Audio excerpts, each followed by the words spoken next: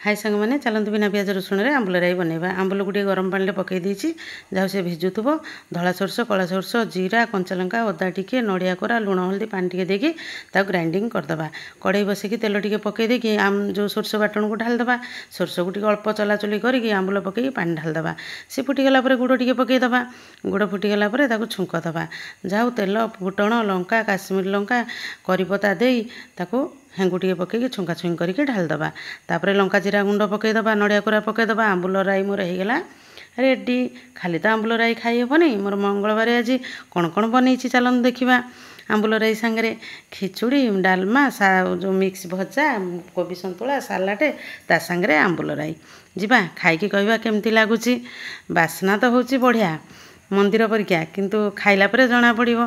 मो चैनल जदि नुआ थांती सब्सक्राइब करिवे वीडियो भल लागुथिने लाइक शेयर करिवे मु तो खाइलिनी खाइकी पूरा मंदिर परिका लगुची रेसिपी केमिति लगुची कमेंट रे निश्चय जनइबे रहुची जय जगन्नाथ।